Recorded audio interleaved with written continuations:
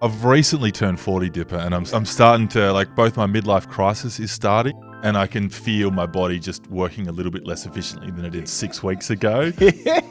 And so I'd almost say now would be the time where I'd not necessarily need more petrol, but I feel like I need a 40,000 kilometre service or something like that just to tune things up a little bit, mentally and physically. We know that we're getting older, and at 66, I don't act 66, I act like a 12-year-old. I have a mind of a 12-year-old. But there are times now that I need to say to myself, you can't do this anymore, mate. Slow down, Stop thinking that you can go climb that mountain in 1 hour. It might take you 3 hours to do. You can still do it, but just slow down.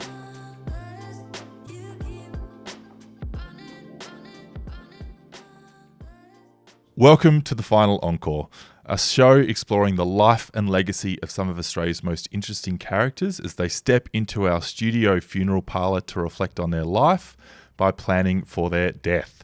I'm your host, Sam McConkey, and with us in our funeral parlour today is Robert Dipierdomenico, better known to most of you as Dipper. Dipper is often described quite rightly as a living legend in Australia. He played 240 games for the Hawthorn Footy Club, winning 5 premierships and a Brownlow along the journey.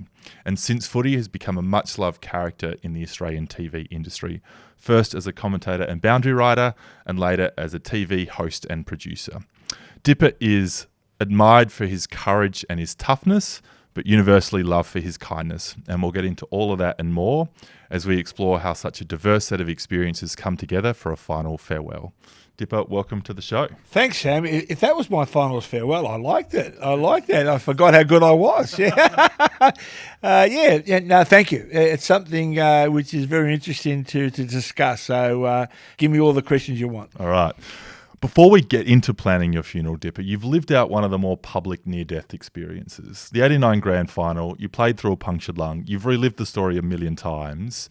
But I think what's lost in the footy folklore, perhaps, is just how serious that incident was and just how sort of close to death you came in the hours and days after that. Tell us about that. Yeah, sometimes we forget that, Sam, and I forget it as well because, adrenaline is a big thing in life. We always ask, why did you run into that house when it's on fire? Because it's adrenaline, and that's what gets you in there.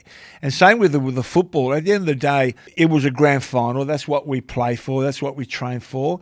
Even though it was my 8th grand final and 7th in a row, it's still something that you want to achieve. And Hawthorn had never won back-to-back grand finals previously, even though we've played so many grand finals, and even in the history of Hawthorn. So it's something that you're determined to do because it was there, once again, the opportunity. So adrenaline plays a big part.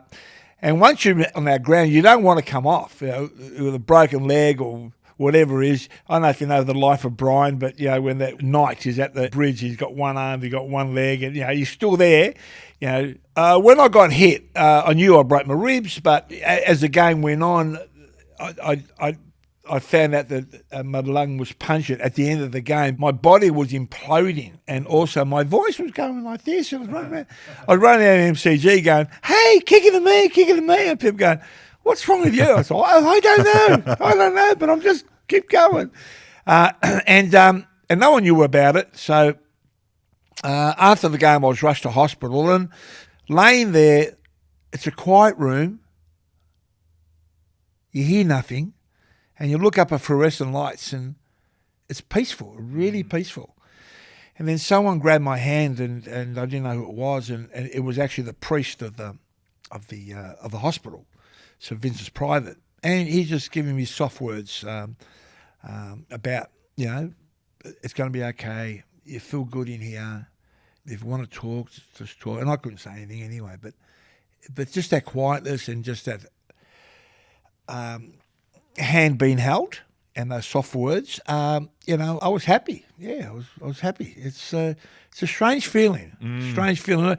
Not often you get a chance to have that understanding of being really happy where you are, not knowing that we've won the grand final, not knowing exactly what's going on, not knowing anything, is the fact that I'm just laying there, look up at fluorescent lights, someone's holding my hand, and it's peaceful and it's quiet. And you credit a nurse who popped the lung with saving your life that day. Yeah, well, a nurse came in later, not later, well, it seemed like I'd been there for hours, but she actually cut my jumper in the middle, and so she stuck like a knitting needle, well, what looked like a knitting needle, into my left side of my chest, and that helped me with my punctured lung, and she virtually saved my life, and it's quite surreal.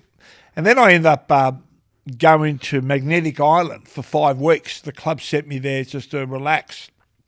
And, of course, when you've got AHDD or whatever it's called, and you don't take tablets for it, you join the local rugby club on the island.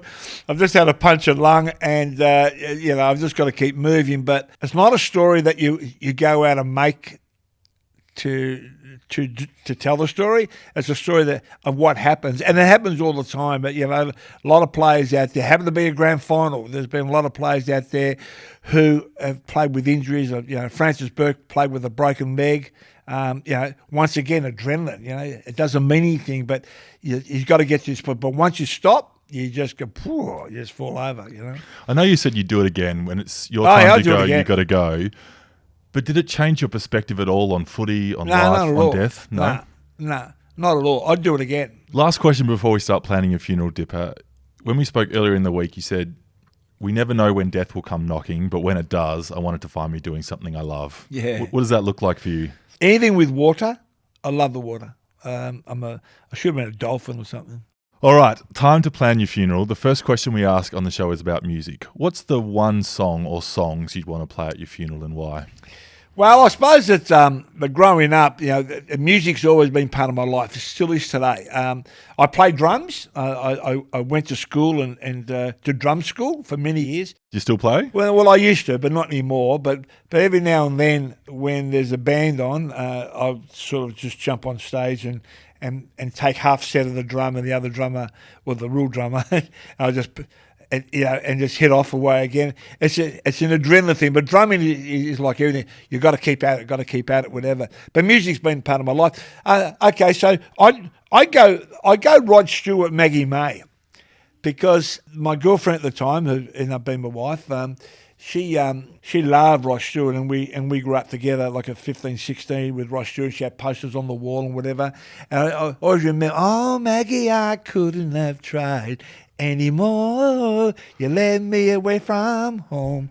All that sort of stuff. And you're thinking, okay, that is a song that resonates with me. And I've seen every Rod Stewart concert since that day, and as in Akadaka.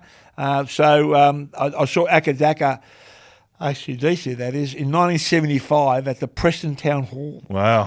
Wow. And then, I went through the eras of the 70s, late 70s, and with Sherbet and Darryl Braithwaite and all that sort of stuff, and I've got to know a lot of these guys as well. So I throw Maggie May up there because everyone knows that song.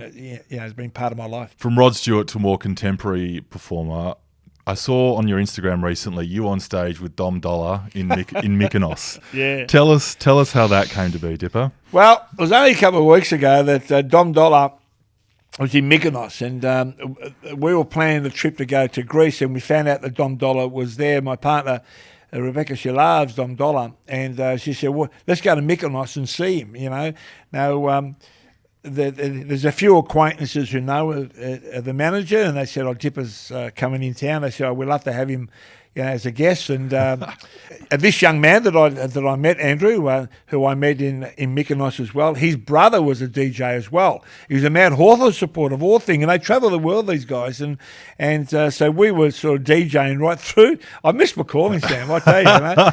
So next thing, Dom Dolla's big stage, and it was so much fun. The music was loud, and there's techno stuff and whatever, but I just loved it. I just loved it. Anyway, I've had a couple of drinks too, by the way, and I was asked to go on stage with him, and next thing he's playing, and I'm out there, and I've just had the night of my life. What's a bigger rush, MCG on Grand Final Day or on stage with Dom Dolla? Wow, there's one for you. I know what I'm doing. I know what I'm doing at the MCG, but when I'm on stage, I'm not quite sure what's going on. I look at you can't go past the grand final because obviously that's what you work for and hard, But just the stories of the DJs. I mean, he left, Werribee, a local town down here, at 14, and now he's, one of the top 3 in the world, and and he travels the world and playing music, and just the way that he was working his music, his magic. I love. It's one of the best nights I've had of my life. There you are. There you are. You go like this. I don't know if you can see this when you're waving your arm. The crowd do that. You had the crowd in your hands. Loved it. Is there a potential DJ career in your future? Definitely a potential DJ. I'm going to buy myself a deck. I think and I'm just going to play 80s music, but just do it my way. Rod Stewart meets Dom Dolla, DJ Dipper. Oh, Maggie, I couldn't have tried anymore. Oh, fantastic. Hard to leave that topic, but we've got to. Next question is food. What would be the single dish or dishes that you'd want everyone to partake in at your funeral? Well, being Italian background, and obviously I love cooking, as I've got a cooking show myself, a barbecue show, whatever.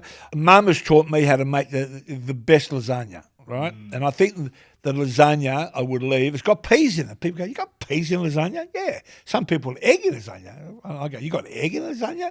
Yeah, a lasagna, because it's easy to eat. It's a nice slice for everybody. And for people who have been part of my life, ex-teammates and friends or whatever, have been invited back home where Mum cooked, they'll understand exactly what that means, And Mum, God bless her, she's still around, 89. When I was playing through the footy, we'd come home from nightclubs at 2 o'clock in the morning. It'd be Dermot, myself, Jason Dunstall, a few of the boys, and Mum, you ring up, Mum, in the back of a taxi, Mum, can you cook something for us? She'll get up and make pasta for us or whatever, and you're eating, not the hot dog out of the vans, you're eating pasta at 3 o'clock in the morning, Yeah, Mum was like that, and she loved it. Like all, I suppose mums want to do the best things for their children, but it was a great time. The Hawks owe some of the success of the era. Yeah, to Mum's pasta. Dipper's mum's pasta at 2 a.m. on a Saturday night. So from food to the funeral table, Dipper, at every funeral there'll be a table there set up with the items, the moments, the memorabilia that reflected the person. Yeah. What's the single item or piece of memorabilia that you'd want to reflect your life? Probably a fork and a spoon, food. I like Trinkets, like these things, little things here. And my daughter Candler, she goes, "Oh, Dad, you're living the life like the 66-year-old hippie lives down the beach, and then you get into the corporate world and whatever. The back in the day, I used to wear a lot of gold chains and things like that. I think trinkets. Where my kids, it was just, I remember Dad used to wear that all the time, whatever. I think little bracelets, little bits and pieces sitting there, they tell a story. The Dipper personality was sort of, big personality, gold chains, mustache. Yeah. Was it something that you were actively thinking about curating at the time? Or was it just you were living life and people connected with that? No. I hate to say this to you, but you won't believe me, but I'm a very shy person. Really? And I used to have a stutter like that. And with a name like DiPierdomenico, I got picked on a fair bit, right, back at school. But sport allowed me to just open the doors. And in this country, if you can play sport, it just opens so many doors. I mean, we just had Ray Gun. I mean, did she do well, whatever? Anyway, she competed, but she's the most talked about person in the world because of that moment, just that 30-second moment she had, No one could do that ever again, Everyone's talking about it because it opens up so many doors, and it has for me. And the stuttering, I make a living out of speaking. Where back in the day, I couldn't put two words together. You know? Crazy. So we have the career memento, Dipper, gold chains, trinkets. Next thing that will go on the memorial table is a photo or photos that reflect your life. What's the one photo or photos that you'd want to represent the journey? Well, as a young boy, playing footy, getting an opportunity to go play VFL football, all different times, of course, and then achieving what you set out for with your team, playing a premiership. Like that is the MCG is the ultimate. I did it the first time in 1978 and I was like, 18, 19 years of age. I only been at the club for a couple of years. There's a photo there where I'm hugging a premiership cup, and it meant so much because this stuttering 12-year-old kid, who was picked on or whatever, is all of a sudden achieved everything that, every footballer wanted, And at the time, you don't think of that. You just think about, oh, wow, this is great. We won a premiership, terrific. But as the time goes on, you go, wow, what a time that was, and what a moment. And then you think about all the work that went into it. Has your reactions to that photo changed over the years as you've had more time between both the moment and more experiences in life to sort of look through that moment through the lens of? Yeah, in a way, yeah, it had, because I look at that and I'm thinking, that was so long ago, but it really wasn't. 30 years, whatever it is, it goes so quick. I mean, how many people say to you, I remember our coach Alan Jeans used to say to us, make sure you fill your boots. They're going to fill your boots. What does that mean? Get as much as you can out of your boots. Get kicking and play games, and because the time will go bloody fast. And you think, oh well, I'm 22, 23. I'm a stud here and I'm ready to go. Gold chains, long hair. There's nothing stopping me on the dance floor or whatever. And then all of a sudden, you go, wow, it's so true. Yeah. It goes so quick. That time of your life, that part of your life. But you always go back to that part of your life because of the struggles and the energy and everything you had to put into it. And I go, you know what? I've done it there. Well, why can't I do it here? So it challenges you all the time. But that photo there is a happy place for me because I'm hugging the cup and I've got a big smile on my face and there's champagne being poured over my head. My teammates are behind me just laughing. It's an iconic photo. Yeah. Iconic photo. Moving from the table to speeches, at some point your life is going to be replayed through photos, videos, stories. Yeah. What's the one moment or moments that you'd want to relive, or you'd want everyone at your funeral to relive? That's difficult because I've done things which I never thought I would be able to do. I went to Israel. I've been to Bethlehem. I've been to Jerusalem. And why I went there? Because of football. And through some communication and through a lady out of Sydney, I ended up being a coach of a side called the Peace Team, where 16 Israelis and 16 Palestinian boys joined, and we know what's going around the world today, right? Now, can you imagine being in Jerusalem? Yeah. And you can feel that something's happened there. You know that something's happened. You believe it or not, it's happened, right?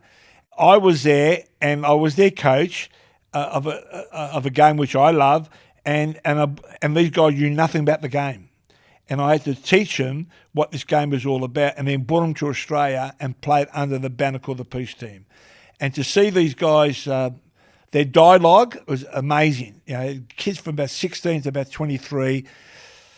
They've never been out here to Australia, whatever. Their dialogue, again, why do you do this and why do you do that and whatever. And then when they play together, the love of all the other teams, international teams that we played against, just gave them stand ovations, whatever. And then watching these guys get together.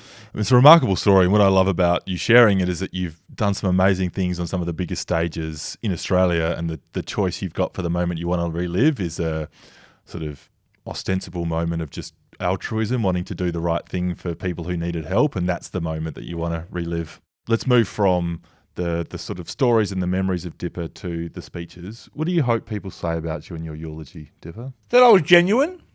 I was the person on the field that I was off the field, or vice versa, off the field, on the field. That my integrity was there. I always felt about integrity, There's so much you've got to give people. There's so much love you got to give people, and hope you get it back. Because not always you get it back. Some people don't like it for some reason, and that's one thing I've really understand now. You can't please everybody, right? Yeah. But not that you want to go out and please everybody.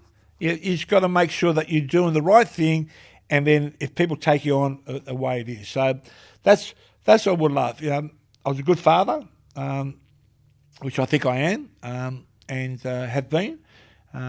in all different areas there, because I was away a lot from my fatherhood, because obviously working and travelling and all that stuff, whatever. I've got grandchildren, which is just awesome.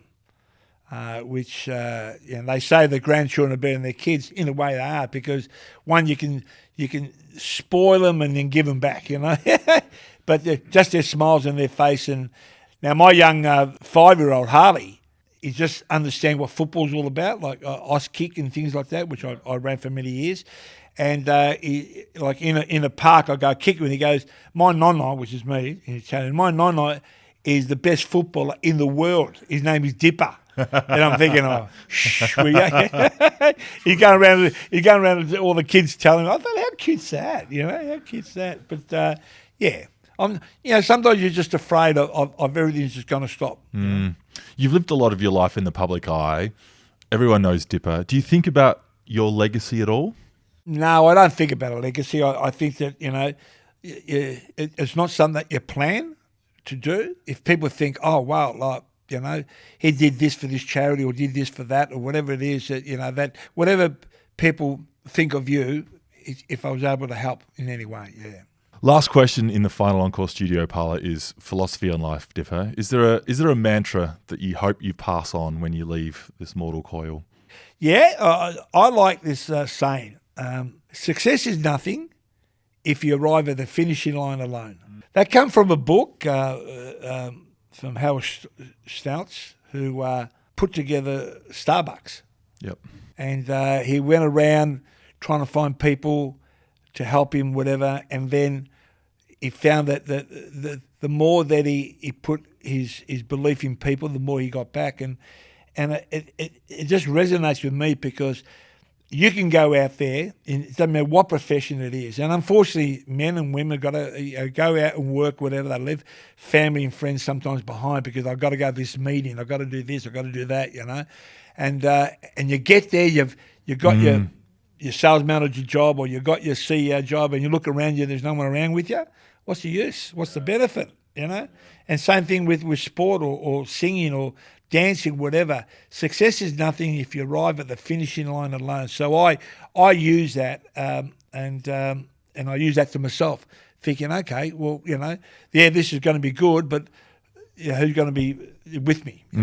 Has there been a particular moment where you've arrived at a finishing line alone, and it's crystallised how important it is to arrive with others behind you or beside you? Many times, because you think that, I won the Brownlow, or I've done this, I've done that, I've achieved some awards and whatever, and you look around, there's sort of no one there, and you're thinking, okay, well, what's the benefit? What's that going to get me? I'm not saying that the Brownlow was whatever, because sometimes you leave people behind, they leave you, and you expect them to run in and go, oh, well done, whatever, but they don't. You know what I mean? They don't. You think, oh, okay, well, I've learnt my lesson here. Can't think of a better place to leave it than that, Dipper. Thank you. It's been a pleasure to have you in the studio. Thank you for planning your funeral with us and reflecting on all the stories that got you to here. Well, if that's my final encore, I'm happy. Sounds like there might be episode 2 down the track, Dipper. You may only be getting started, but I can only die once, can't I? We'll see. We'll see. There was another man who died and come back 4 days later, so you never know. You just have to come. How long were you in hospital for? 7? 9 days. 9 days. One back in 4, one back in 9. Thanks very much, Dipper. Thank you for having us.